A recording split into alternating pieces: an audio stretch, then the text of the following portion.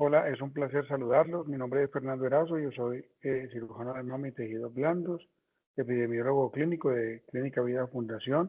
Bienvenidos a esta otra conferencia o presentación de este simposio asincrónico de mastología del mes de octubre del 2024, en el que básicamente queremos compartir con todos ustedes experiencias y posibilidades de diálogo para tratar de construir entre todos. Esencialmente, mi expectativa es presentar una conferencia que he, digamos, gestionado distinta, pero que tiene el mismo core, el mismo núcleo de una presentación que hice hace 4 años en el Congreso Nacional de Cirugía de Mama en Cartagena, en la que he querido discernir acerca del rol del mastólogo en el siglo XXI. Debo contar también que esta conferencia la pude compartir distinta a esta que voy a presentar con colegas en el Congreso Regional de la Asociación de Mastología de Antioquia, y que a raíz de estas conversaciones hemos decidido retomarla con unas propuestas nuevas en el Congreso Nacional de Mastología de la ciudad de Cartagena del 2024 en noviembre. Sin embargo, les contaba que a raíz de estos diálogos he podido conversar con personas cercanas que trabajan en esta área y me he sentido confundido acerca de lo que realmente deberíamos plantear. Parte de mi construcción y de la que quiero mostrarles tiene que ver con el final. Al final quiero hacer una propuesta y esperaría que si tenemos un foro virtual, si tenemos la posibilidad de dialogar, pudiéramos compartir ideas y criterios alrededor de este tema. Esencialmente el poder de uno es poder inspirar, pero asimismo, si uno puede materializar las ideas, la inspiración no solamente queda en el plano teórico, sino que se vuelve la posibilidad de construir. El perfil del cirujano de mama del siglo XXI implica una contextualización ahora muy importante, porque indudablemente, y como ha sido descrito en múltiples frases a lo largo pues, de la historia, el cambio siempre vendrá. Tendremos el futuro que hayamos planificado y por el que nos hayamos esforzado, e indudablemente será muy difícil hacer predicciones, especialmente si se trata del futuro. Así que es muy importante entender el futuro no como una consideración esotérica o de deseo, sino que el futuro se puede estudiar desde perspectivas y herramientas que intenten gestionar cómo va a ser ese futuro. Y para poder estudiar el futuro existe la necesidad de tener que anticiparlo, conociendo el pasado y conociendo el presente y detectando unas tendencias que contribuyen en cada momento a su configuración. Y el conocimiento, sin duda, será el instrumento, es el instrumento capaz de mejorar el futuro de las personas. Por eso es importante estudiar el futuro y por esto debemos estudiar el futuro. Hay bastante literatura y nuevas metódicas que en este momento intentan hacerlo. El futuro debe estudiarse porque hemos cambiado la perspectiva de predecir a la de diseñar futuros alternativos para configurar un futuro deseado que se logra de una manera colectiva y externamente, tanto individual e internamente. ¿Cómo se hace esto? Estudiando sistemáticamente futuros posibles, probables y preferibles, que incluyan los puntos de vista y que incluyan los mitos subyacentes a cada futuro, para poder pensar, crear y definir nuestro propio futuro como mastólogos del siglo XXI para el propósito de esta presentación. José Ortega y Gasset ya había escrito que la vida es una serie de colisiones con el futuro y que no es una suma de lo que hemos sido, sino de lo que queremos llegar a ser. Eso es muy importante porque lo que se está configurando hoy en la actualidad es que el futuro es lo que decidamos que vamos a hacer del futuro y no lo que nos encontremos que el futuro nos mostró o que luego ese futuro nos atropelle. El marco conceptual del futuro implica sin duda alguna el pasado, pero aquí hay un tema que pues no es misterioso. Siempre nos lleva a un sesgo que existe que se llama el sesgo del statu quo. siempre creemos que lo que ocurrió antes fue mejor, porque esencialmente el pasado es más cómodo. De hecho, precisamente han dicho y de forma jocosa que el pasado es más fácil de predecir. E indudablemente no todo lo que pasó antes era mejor. Hace más de 3.500 años tuvimos una obstrucción del desarrollo quirúrgico porque no existía la posibilidad de un crecimiento quirúrgico, dado que la cirugía implicaba una alta mortalidad de los pacientes. Pero al menos todo este pasado nos permitió retener dos principios fundamentales de la medicina moderna. Primero, no dañar, y segundo, que la medicina es el arte de la adivinanza. Hoy estamos llenos de herramientas predictivas para tratar de entender cuándo hacer quimioterapia, cuándo no hacer quimioterapia, cuándo extirpar ganglios, cuándo tener un nomograma, cuándo tratar de indicar en qué paciente se debe hacer una tamización o no se debe hacer.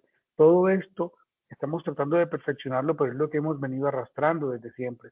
Nosotros como médicos, básicamente lo que hemos intentado es adivinar mejor, adivinar con mayor precisión. Menos de 400 años produjeron un gran desarrollo quirúrgico y pasamos de estas formas de cirugía en la que a través de materiales rudimentarios, sin guantes, sin anestesia, se arrancaban los tumores.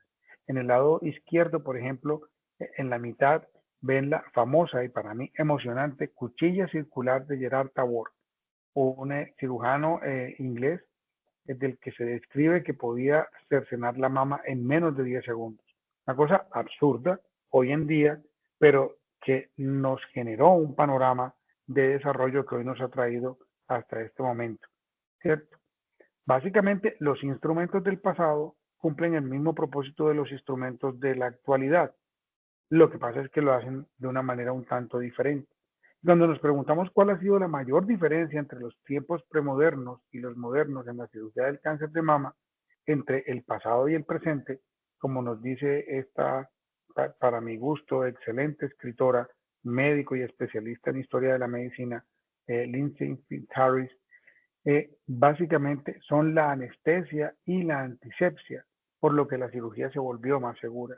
Y pues como veíamos los contemporáneos conmigo en Plaza Sésamo, que una de estas cosas no es como las otras, básicamente podemos darnos cuenta que la primera imagen de una paciente en la que durante mi época de formación pude tener la posibilidad de conocer e incluso de manejar, tenía en el lado izquierdo, como pueden ver, ella está, digamos, opuesta, pero, digamos a nuestra derecha, los que estén viendo la pantalla, ven una mastectomía eh, radical, que no tiene pectoral mayor y pectoral menor. Y a la izquierda o a la derecha de la paciente, pues mejor dicho, pueden ver una mastectomía radical modificada. La señora se sentía mucho más cómoda con la mastectomía radical modificada que tenía pectoral porque la paciente sentía que podía respirar sin que se le viera el movimiento de los músculos intercostales.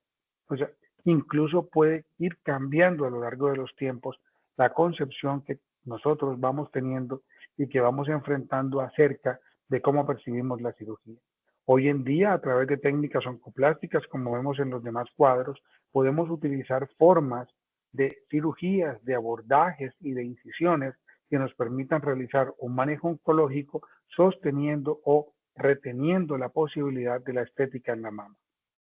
Tenemos la posibilidad de utilizar diferentes elementos, tecnología esencialmente, que nos permita minimizar la cirugía y pasar de, como vemos aquí, de un racimo de uvas, como puede representar los ganglios axilares, a obtener un solo ganglio y determinar en ese ganglio la semilla que representa los nidos de metástasis ganglionares sin tener que quitar todo el racimo de uvas, ¿cierto? Y podemos incluso llegar en estos momentos, en la actualidad, incluso se está haciendo en nuestro entorno la microcirugía para el manejo del linfedema y de lo cual tenemos dentro de todo este simposio una presentación bastante interesante.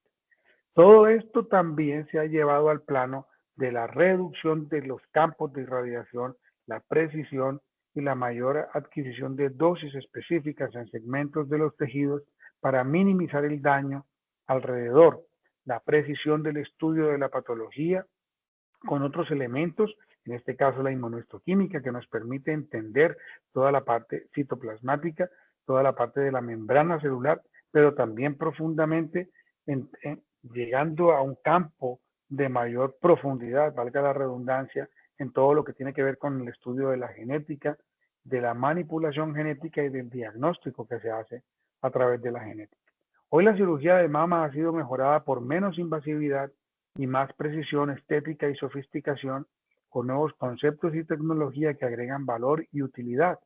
Y estos personajes a quienes nos debemos, el último pues que nos dejó fue el doctor Bernard Fisher, un cirujano que cambió el concepto del tratamiento del cáncer de mama, sugiriendo que no era la cirugía el manejo que debía hacerse. ¿Sí? No estará muy lejos de lo que representó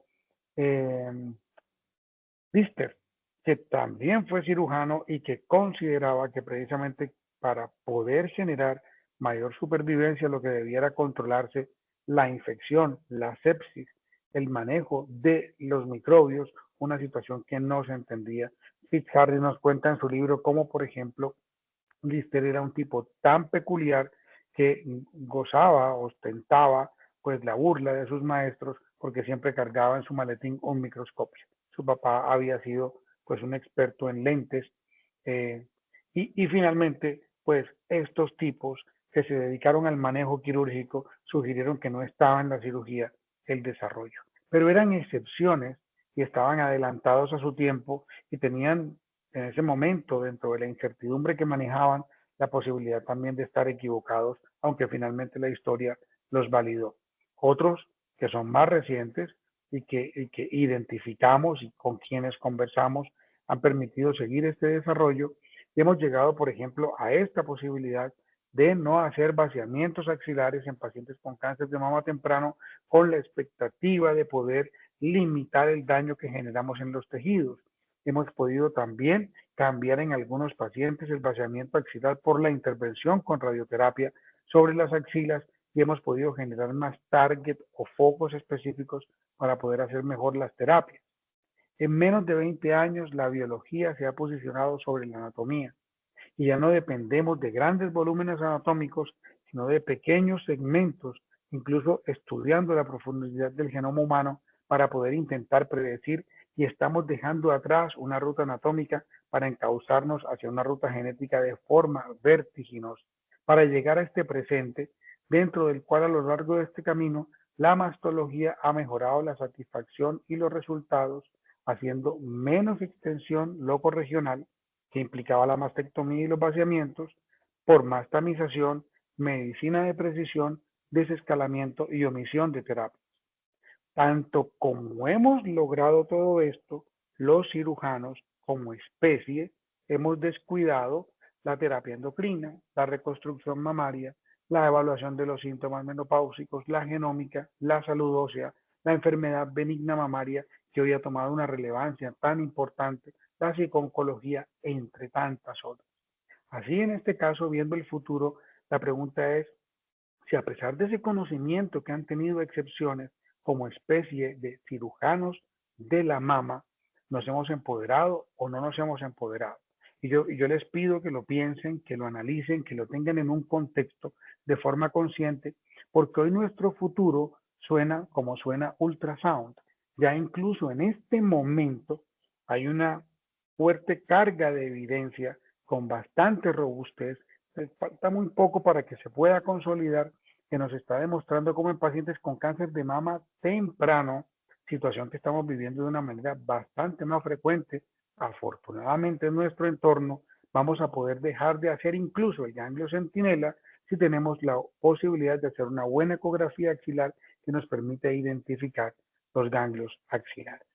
En ese sentido, nos enfrentamos a un paradigma distinto, nos enfrentamos a nuevas formas, a nuevas consideraciones y es el objetivo en gran parte de este simposio, de estas conversaciones, de esta nueva tendencia que al menos Clínica Vida desea liderar para intentar involucrar más actores que podamos dialogar sobre cuál es el futuro que nosotros deseamos plantear. Nosotros estamos en toda la mitad del reloj de arena tratando de hacernos espacio y tenemos que reconocer que tenemos desafíos que enfrentar en el siglo XXI.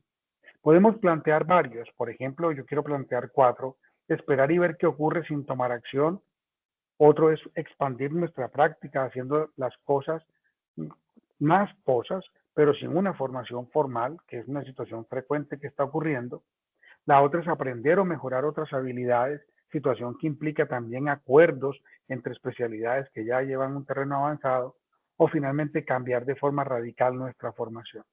En lo primero, pues este es un escenario neutral que no amerita esfuerzo y amanecerá y veremos y ni siquiera nos vamos a dar cuenta que ocurre porque finalmente nos vamos a quedar en el avance vertiginoso de los tiempos. En el segundo, de expandir nuestra práctica médica haciendo cosas pero sin una formación formal, a mí me parece que tenemos un escenario de una olla a presión que implica desafíos porque no tenemos entrenamientos formales y que las curvas de aprendizaje no son necesariamente aprendizaje y que deben implicar un diálogo conjunto y equilibrado, propositivo entre varias especialidades para poder crecer de una forma colegiada y adecuada que sea coherente. Si quisiéramos aprender o mejorar otras habilidades, es muy importante que entendamos que esas habilidades pueden ser habilidades eh, de aprendizaje vertical, que son llamadas habilidades duras. Esto es muy importante y lo resalto siempre que tenemos personas en formación. Las habilidades duras son aquellas cosas que se aprenden, que se adquieren sentándose, poniendo los codos en un escritorio, tomando lápiz y papel, sumando y restando, porque implican procesos mentales que deben exigir el tiempo y la dedicación para poderlos asumir. Entonces, los idiomas, los monitoreos de supervivencia, las reconstrucciones, todo lo que tiene que ver con impresoras 3D, hacer incisiones mínimas, todos estos temas implican esencialmente que nos tenemos que dedicar y que lo tenemos que aprender. Sin embargo, hay unas habilidades sumamente importantes llamadas aprendizajes transversales o habilidades blandas que esencialmente no dependen del aprendizaje, sino de la imitación. Y al imitarlas, tenemos que tener referentes. Si no creamos los referentes, no crearemos la imitación. Tenemos que hacer un entorno, una imagen de un espejo que nos permita vernos reflejados para poder aprender a comunicarnos, a adaptarnos, a adquirir liderazgo, a tener empatía o a resolver conflictos. Y hoy en día sí que se hace más importante esto. Si no logramos esto, es más complejo que logremos lo primero de la habilidad dura que queremos adquirir. Con todo esto tenemos la última, que es cambiar radicalmente nuestro futuro, y más que hacer una evolución de un nuevo mastólogo, implicaría hacer una revolución de un nuevo mastólogo, y que ese nuevo mastólogo ya no se llame cirujano de mama, que seamos mastólogos en un sentido mucho más completo, y tendríamos que hacerla ya, porque el futuro inicia cada que decidimos que el futuro inicia. Incluso intentando llegar a ese espectro de la medicina personalizada, que es muy diferente una medicina personalizada que la medicina de precisión. Son términos elusivos que parecen sinónimos, pero son absolutamente diferentes, porque la medicina personalizada todavía es un deseo, una ilusión a la que queremos llegar y que pronto lo vamos a poder lograr a través de todos los entornos de Big Data y de ingeniería de sistemas, de computación cuántica y de lo que implica la inteligencia artificial, que será desarrollar terapias específicas para cada segmento, para cada persona, para cada indicación precisa. Básicamente, el momento es el momento que tenemos y como decía Shakespeare o escribió Shakespeare, el pasado es prólogo. El pasado es lo que nos ha traído hasta hoy. Todo lo presente sin dilación tenemos que asumirlo justo ahora en uno de dos momentos que de alguna forma incluso implican cierto maniqueísmo, porque unos pararán y otros seguirán, unos anhelarán, pero otros podrán hacer, unos temerán y otros se atreverán. Finalmente, ¿cuál debería ser el rol del cirujano de mama del siglo XXI? Yo creo que podremos encontrar de manera transversal y justa, en un término coherente, que debemos tener mastólogos líderes, humanistas y resilientes, que tengan experticia en imágenes y en técnicas quirúrgicas, y que se enfoquen en medicina de precisión, que es la que podemos lograr actualmente con la expectativa de crecer hacia la medicina personalizada. Pero quisiéramos saber tú qué piensas y básicamente quisiéramos invitarlos desde Clínica Vida a que hiciéramos esta construcción de pensamiento juntos, porque queremos integrar esos pensamientos que motiven acciones y cambien positivamente nuestro entorno. Y no podemos pretender que cambie en otras latitudes para adquirirlo. Esa no es la invitación que queremos que cambie en nuestro presente, en nuestro entorno actual para poderlo difundir. Muchísimas gracias. Gracias por acompañarnos en este proyecto que esperamos que pueda crecer y que pueda contaminar positivamente a todos quienes se hayan involucrado. Muy amable.